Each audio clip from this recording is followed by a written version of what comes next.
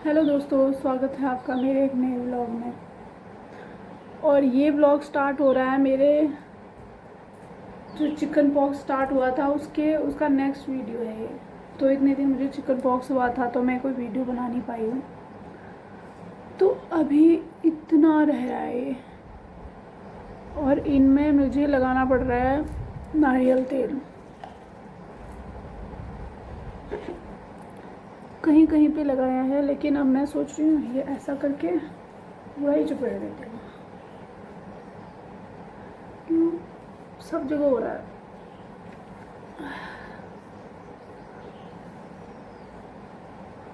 नारियल का तेल लगाने के बाद ही सारे दाग जो भी यहाँ हटेंगे।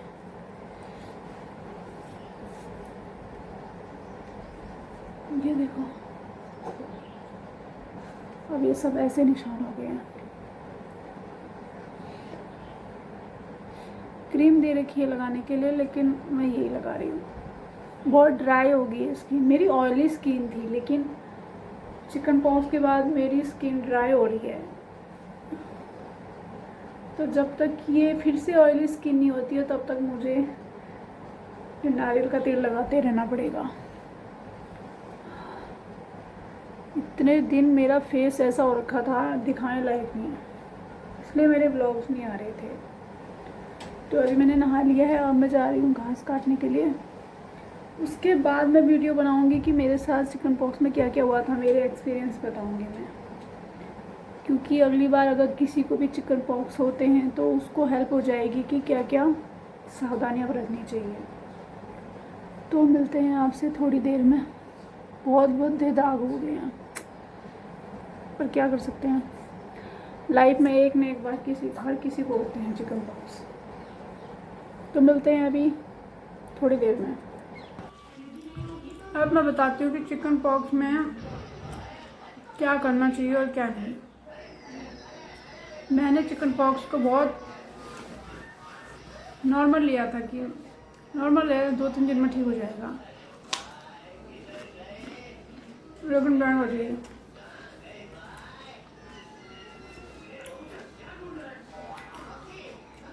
8-10 दिन हो गए मुझे चिकन पॉक्स हुए, लेकिन मुझे अभी भी वीकनेस है बहुत।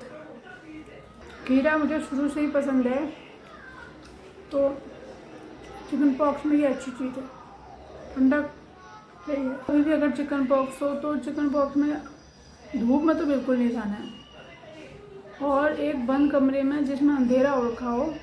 ज़्यादा अंधेरा भी नहीं है कि हाँ पूरा बस बंद कर दो, ऐसा भी नहीं है, बस धूप नहीं आनी चाहिए उधर, और ठंडक होनी चाहिए उस कमरे में, तो तुमको आराम मिलेगा। अगर तुम चिकन पॉक्स में धूप में चले गए तो दिमाग ख़राब हो जाएगा, पागल हो जाओगे बिल्कुल। कि जो जो दाने हो रहे हैं वो भी बढ़ जाएंगे और शरीर में गर्म हो जाएगा बहुत, क्योंकि ऐसे टाइम में ठंडी चीज़ें चाहिए होती हैं, ठंडा माहौल चाहिए होता है।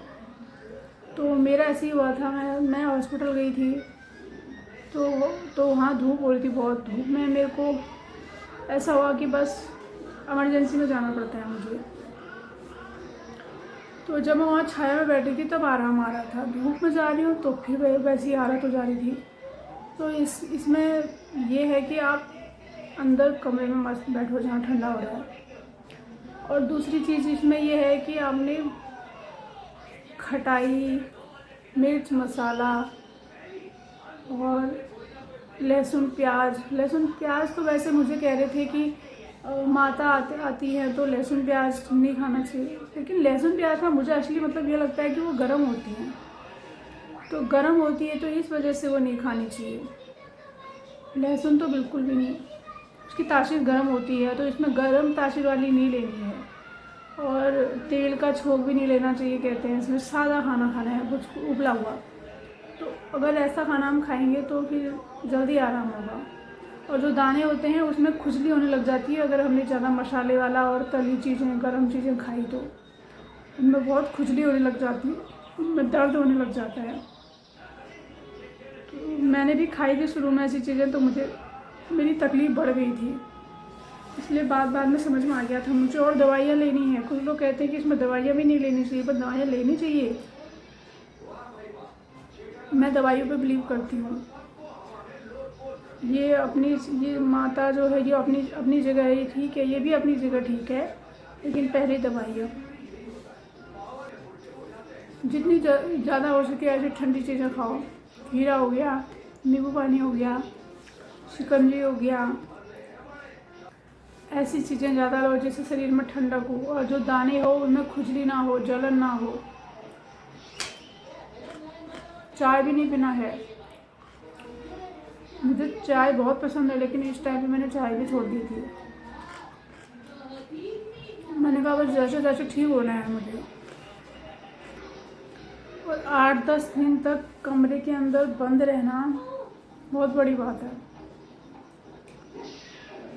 इसलिए मेरे व्लॉग्स भी नहीं आ रहे थे। तो फाइनली अब मुझे व्लॉग स्टार्ट करने हैं फिर से।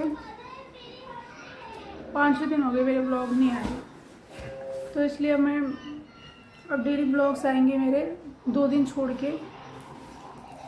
तो ये आज का व्लॉग यहीं तक, मिलते हैं अब अगले व्लॉग में। अगर आपको मेरे ब्लॉग्स अच्छे लग रहे हैं तो उसके लिए बहुत बहुत बहुत थैंक यू। मिलते हैं नेक्स्ट ब्लॉग में। Thank you, bye.